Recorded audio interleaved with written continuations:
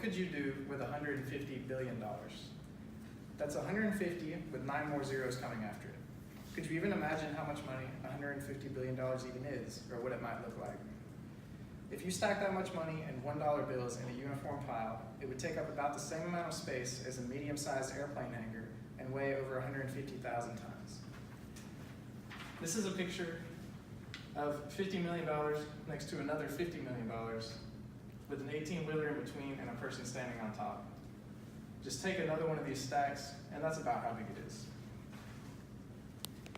That is how much money is spent annually on obesity-related conditions in the United States alone. Obesity 2018. The wealthiest person in the United States, Jeff Bezos, CEO of Amazon, has a net worth that is right in this range. In other words, it is unlikely that even the richest man in the country would be able to foot the bill that obesity racks up. There are 300,000 premature deaths every year in the United States that are associated with the effects of obesity. So the likelihood that you know someone who has been affected by it is very high. Risks for acute chronic and acute conditions such as heart attacks, diabetes, and joint damage are particularly high in individuals who are obese, especially for long periods of time. While the issue of obesity has been a hot and precarious topic in the United States recently, there is no denying the negative consequences upon the health and pocketbook of those who are obese. The issues can be alleviated by getting into a habit of eating healthy and exercising. Cardiovascular disease is the #1 killer in America today, claiming more lives annually than cancer and car crashes combined. According to the American Heart Association, diabetes is one of the greatest risk factors for development of cardiovascular disease because of the compounding effect that it has with other risk factors. Individuals who are obese have increased risks of developing diabetes, hypertension, high cholesterol, and are more likely to live a sedentary lifestyle. All of these are risk factors for cardiovascular disease themselves, and obesity is associated with all of them. American Heart Association 2016. Along these lines, those who are obese tend to have poor diets compared to those who are not. Foods that are rich in vitamins, fiber, and low in calories are good for reducing the risks of these conditions, while foods that are high in calories, sugars, and cholesterols are not and can increase your risk. Obesity is certainly not a condition that is easy to prevent or get rid of. I love food as much as just about anyone you will ever meet. And I myself have struggled with obesity. One of the causes of obesity would certainly have to be the food culture in America. There's hardly a holiday, celebration, or gathering in America that doesn't involve food in some form or fashion. What do you do at Thanksgiving? You eat a lot of carbs. What do you do at a birthday party? You load up on sugary ice cream and cake. What do you do when you hang out with friends on the weekend? You go and get something to eat. There's nary a thing in America that isn't involved with food somehow. A second cause is lack of time mixed with the convenience of fast food. Many people are very busy in America, whether it be school, work, or family. According to 20-something Finance, Americans are some of the most overworked populations in the world. Overworked 2018. The convenience that it brings to our busy day to just be able to stop at McDonald's and pick up a Whopper and fries in 5 to 10 minutes is extremely enticing when compared to the time it takes to prepare a meal on your own.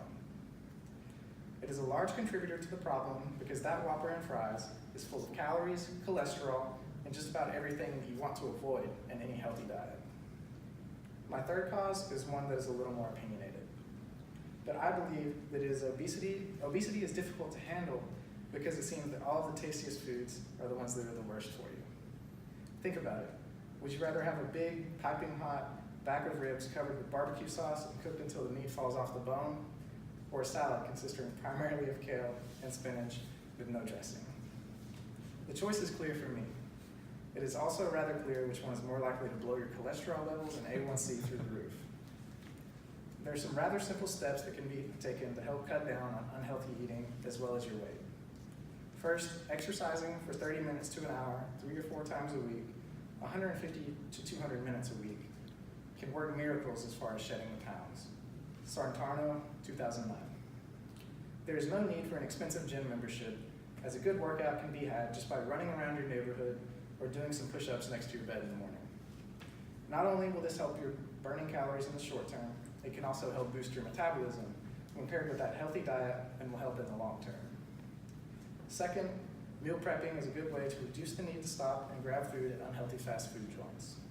As well as being pretty cheap, meal prepping allows for you to cook a large amount of food that can be eaten over a week or two period, so that it can be carried with you to work, school, or anywhere, and simply unpacked and warmed up to eat. This helps reduce the risk to grab fast food during an hour-long lunch hour break, and can be done in an hour or so over the weekend to keep from conflicting with other events.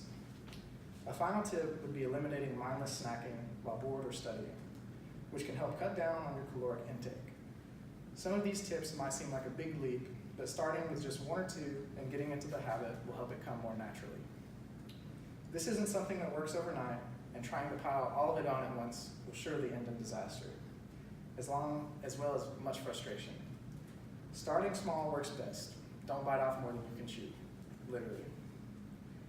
Just in the time that you've been listening to this presentation, the likelihood that one or more individuals has died from an obesity-related ailment is extremely high.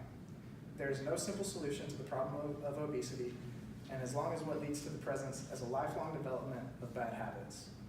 Giving up that honey bun after lunch might seem like a huge step, but I know for a fact that there is more than one person that would be more happy to see you not in a hospital bed whenever that honey bun clogs your artery.